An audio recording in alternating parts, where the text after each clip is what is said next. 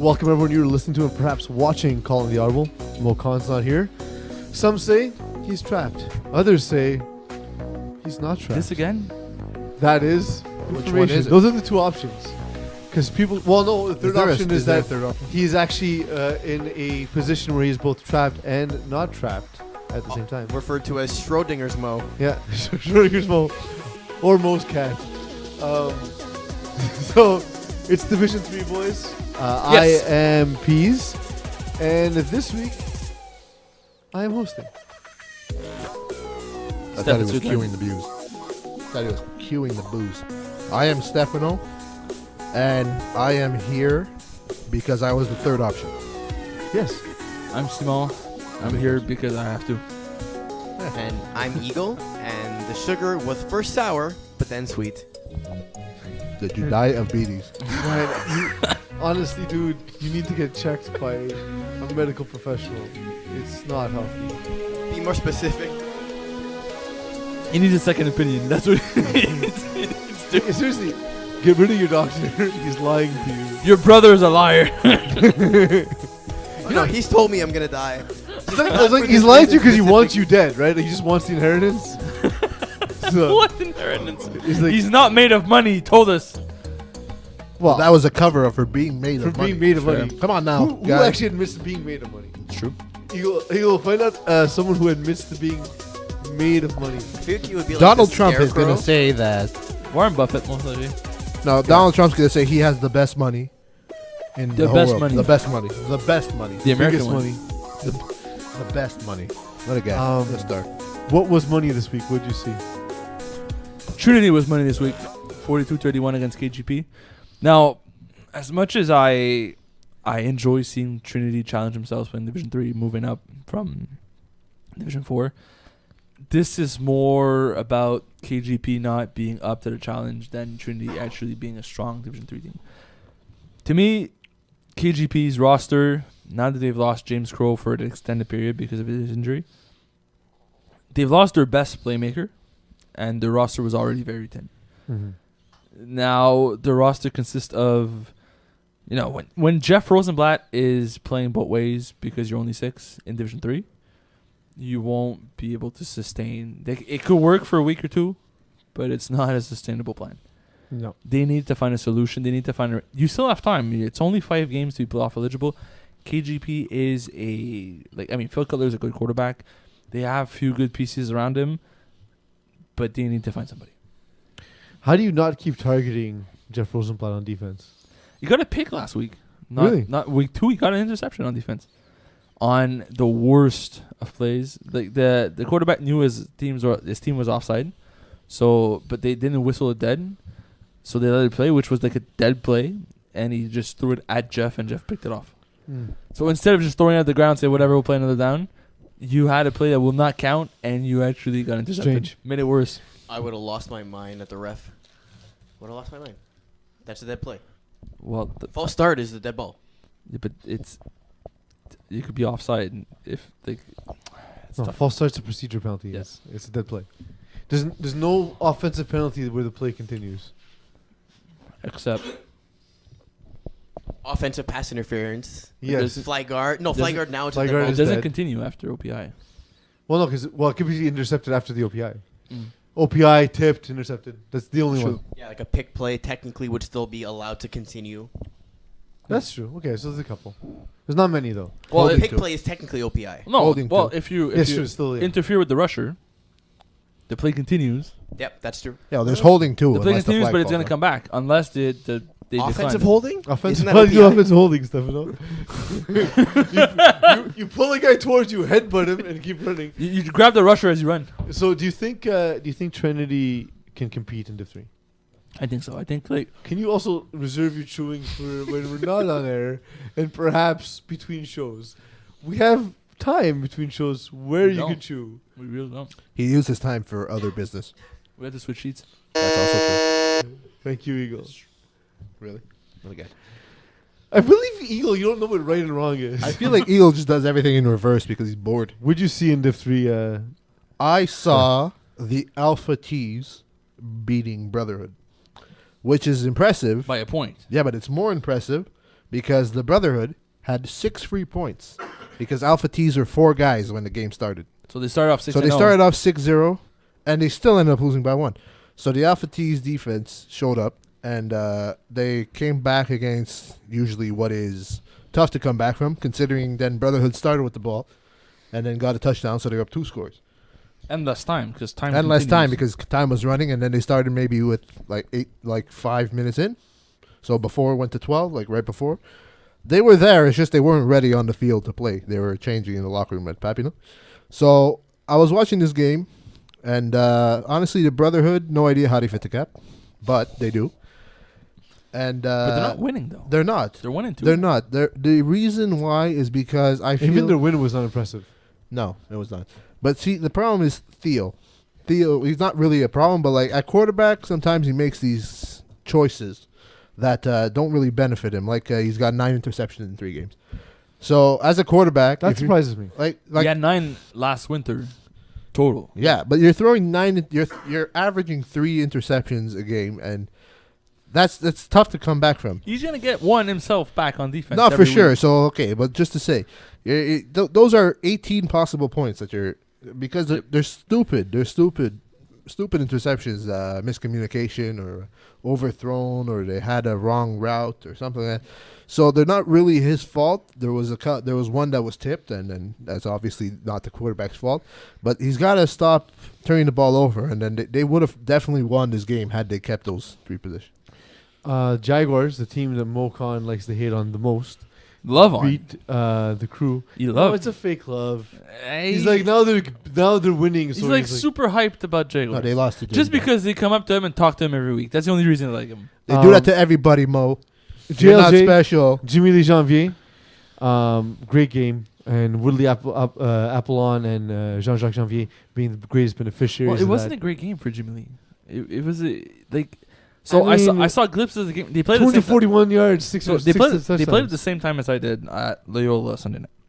But the game started terrible for Jaguars. They started off. They got intercepted 3 times total, but they got intercepted early in the game. They intercepted 1 time. Was it 5-3? They didn't throw 3 interceptions. You're talking about Jaguars against Dirty Dogs. Jaguars 2 interception. Jaguars against Dirty Dogs this week.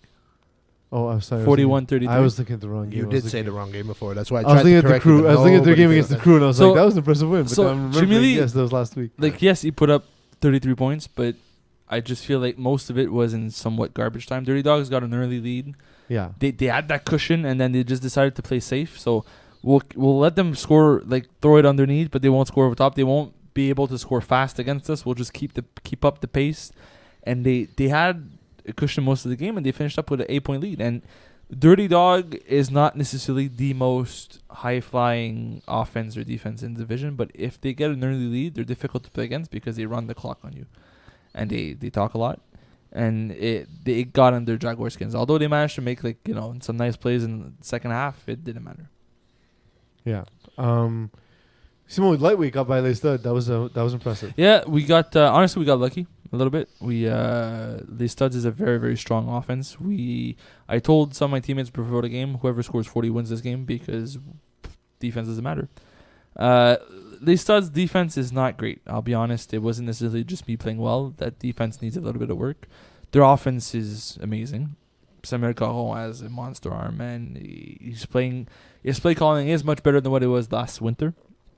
He has a good connection with his receivers. Some of these guys are studs. Man, Raphael Dagenais is a very good receiver. So he was the better Dagenais in that game. Yeah, yes, he's a very good 5 receiver. catches, 100 yards, 3 touchdowns. But But like to be fair, you guys did limit the production of Felix Laflamme that no one's been able to do this season so far. yeah, well, you went 6 to catches, 41 yards, a touchdown. Yeah, but that's Alright that's game. not very good. I mean, Felix Laflamme, I've seen 2 of their games this year. Mhm. Listed. I didn't see this one against you, but he's usually the guy that they go to in key possessions and to end the game.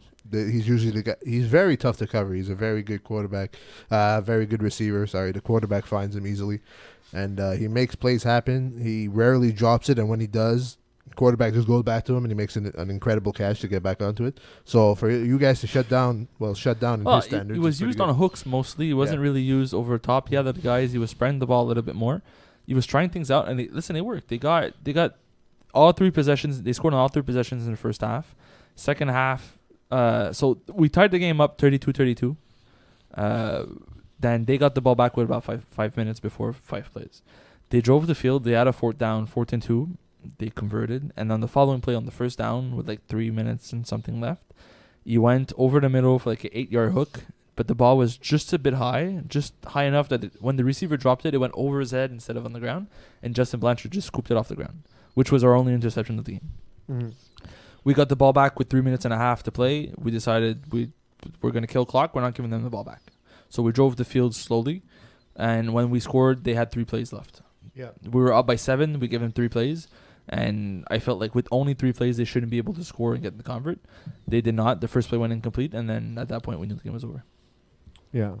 That's a weird amount of time, too, where you're like, I could take a shot and score, and then maybe I could get the ball back. Because can I kill 350? What if someone misses a tackle and then I leave too much? Like that was the thing. We told everybody, like, the point is to kill time, not to score right away. Because if we would have scored right away on that play, they get the ball back with 3 minutes.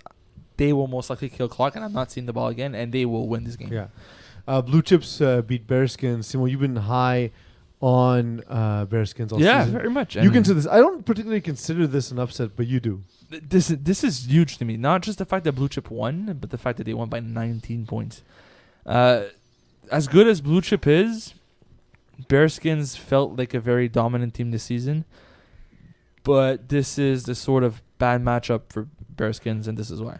Remember saying that last week that I thought this was a good matchup for Blue Chips. It's a good matchup for Blue Chips, but the reason why it's a bad matchup for Bearskins is Neil Adamson seems to still need that height advantage. He throws those 50-50 balls in traffic. He has guys like Sasha Papic or Marco Bertoldi who's going to get those balls for him.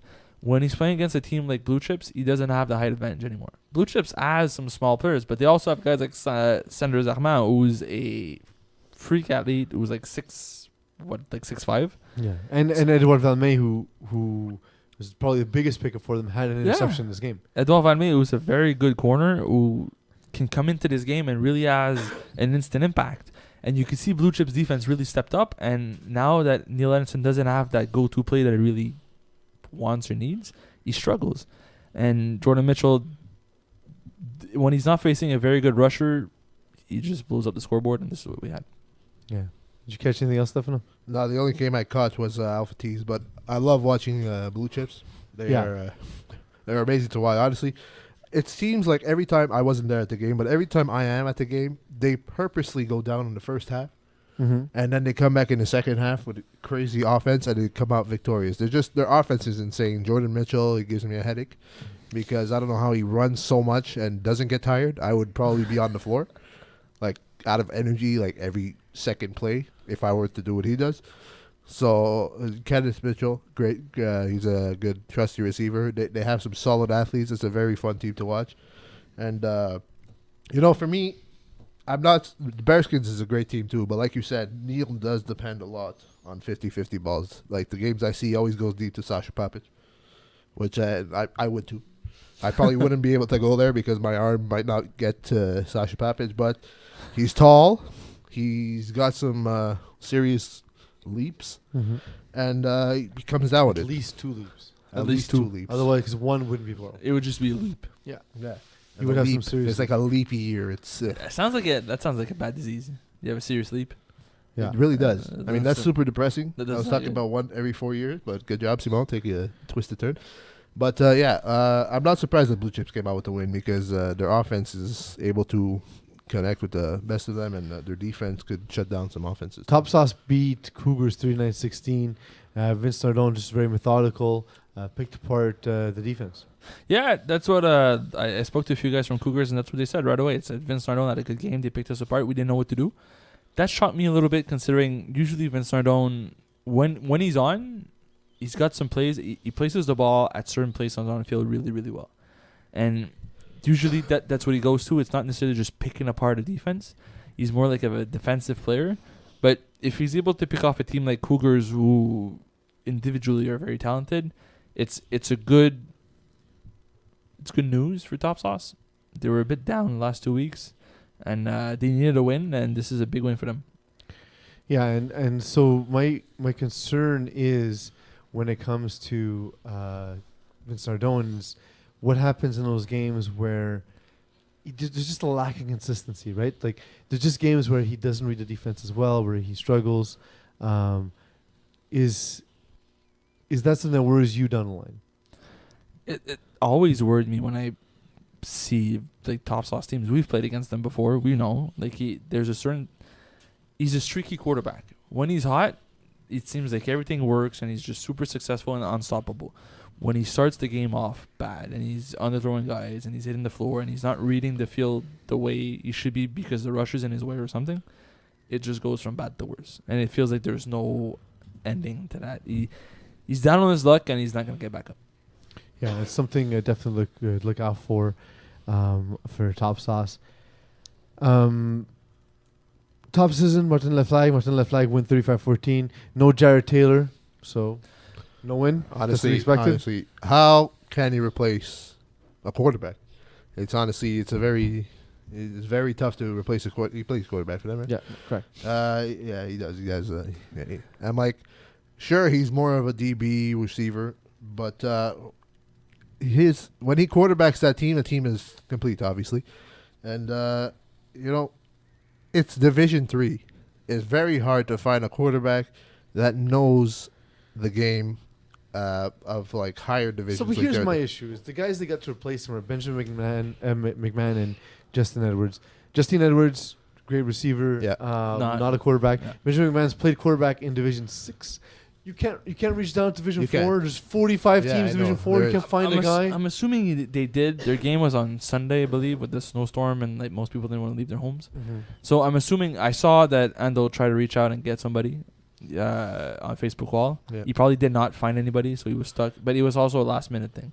So depending on when Jared Taylor announced the team, he wasn't going to be there. If it was like Sunday afternoon, it's tough to find like a backup on the spot for a Div 3 game in a snowstorm. Especially you guys been drinking, watching the NFL playoff games. Yeah, a lot of people don't want to leave their homes, man. Like, first of all, it's not nice outside, and football is on. It was horrible outside, Jesus. Yeah. But yeah, the football was on. People tend to not want to leave when that's the case. Also a very important game. So there are some teams in Division 4 that could have been in Division 3 that could have been Division 4. Both quarterbacks and roster fit Division 4, and there's quite a few of them actually. So I wanted to go through some of them and get and talk about what you guys thought about them and whether or not they fit this division. Jaguars one, I think they absolutely fit. I really like Jaguars. I'm big on this team. What do you guys think? Now, Jaguars are a good Division 3 team. If they would go to Division 4, I feel like they'd probably it would be too easy for them because they have some serious athletes. And it's Jimmy Lee. Jimmy Lee's the quarterback. Mm-hmm. He knows because I confuse those two sometimes. And but he knows what it takes to win. I know people like challenging themselves. If they do go to 4, they'll find it too easy. So put them in 3. They could compete. But Jimmy Lee's got to make sure that he doesn't psych himself out, and they'll be better off. I like Jaguars. I think that it also is going to help them to improve on the long run. Like challenging themselves this way is going to help the receivers, going to help the DBs, but it's also going to help the quarterback because he's going to face better teams. So they're going to grow faster than if they would have dominated in Division 4. I think it's one of those teams that could have fit in Division 4, but they belong in 3, and they're going to have a better, more challenging season in Division 3. Another team in that list. Sorry, I lost the page. See, we got a little team off the top of your head. Martin and Flag. There we go. That's one of the teams that really surprises me the most. Is I feel like considering their success in Division 4B last season, they had a strong. They finished 6-3-1. They had a good season, but the playoff was not really like they lost in the first round. So, considering they were 6-3-1, lost in the first round of the playoffs, they should have come back in Division. Let's say aim for Division 4A. So challenge yourself a little bit more, push up a little bit more, and go for that deep playoff push instead of moving up a division with the exact same team and now being the underdog instead of potentially a favorite. Les Stud, to me, starting to 4. Now they appear to be in the right division. Yep. What do you guys think? Yeah, they stud. They are in the right division. Them too. Division 4, like the talent on that team. I'm surprised they would be able to play in 4. Well, it's a lot of the guys are new. are That's true. tackle talent Tackle- who haven't tackle really guys, played yeah. a ton That's in true. FPF. Their But, offense is their offense is two, insane. even maybe even Div 2 offense. Yeah. It's Yeah, their offense could really put it up with the best of them. They could compete in Div 2. You're right, Timo. Sam Caron at the quarterback. And William Nakai is a good player too, if that's how you pronounce it, Nakai. I believe so. Nakai. It's like you always choose the ones you don't know. I know because they're the standout players, and obviously Felix Laflamme, who we all know is Felix Raphael, he's Benjamin. insane. They're- Yeah, Felix Laflamme, he's a very good receiver. He could probably compete with some of the best DBs in the top division too. So they're Phyllis very solid Flam team. was Team Canada, I believe. Yeah, he plays Carabin now. He Yeah. was Team Canada. Raphael Dagenais also played Carabin with Sam Caron. Sam Caron, who we all know was a Carabin quarterback for a long time. An interesting situation. Freshman moved down From A, from Division A, and struggling in Division 3. I don't understand. This is a mind-boggling to me. Why Division 3? Like, I understand Division 1, the whole scenario, we went over it. It's in the past. Why wouldn't you go to the lowest possible division that you're able to get at this point? Or speak to Rob and say, listen, the first time we did, it was a mistake. You were right. Listen, we took the last spot, whatever. Where should we go now? Yeah. Well, I think they just believe that they're a better high than level they actually are. talent. Yep. Individually, they are. Mm-hmm. They are very good They- individually, but as a team, I mean, they can't really compete with the best teams. They out even there. lost one of the best receivers in Xavier, Yeah. the tall guy with the glasses. So they lost what made them multi-dimensional with having the height and the speed. Now they're only speed and short guys. And they still don't have a quarterback that's able to compete in Division 3. You know who they should call? Simon Duchesne.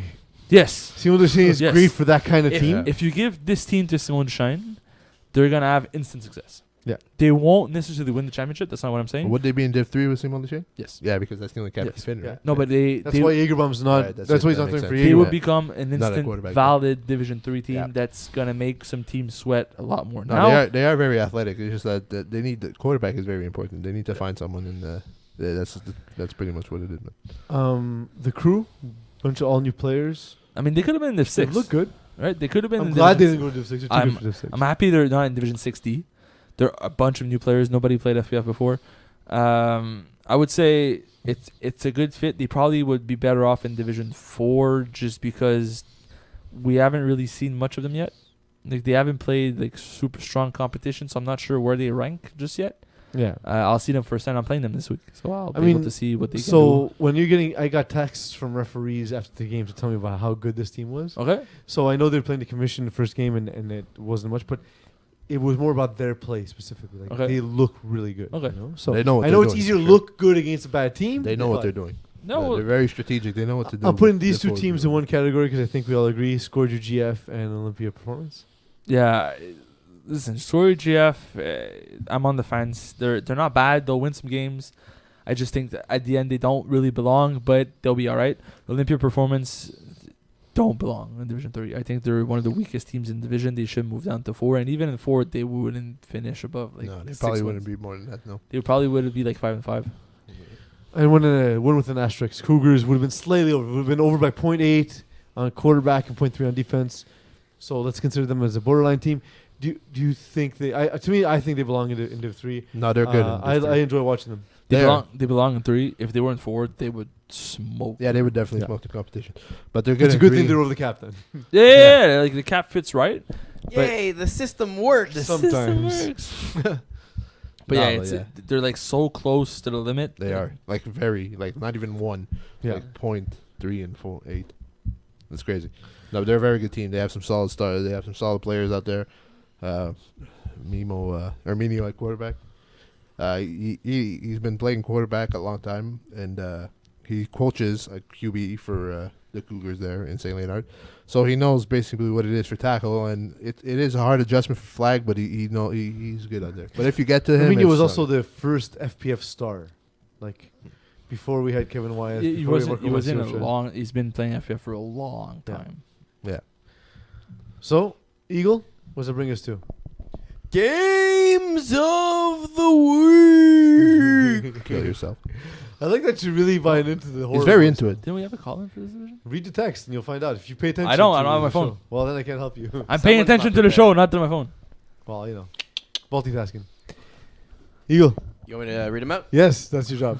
All right. Well, let's talk about some teams we just actually discussed. Freshman versus Trinity.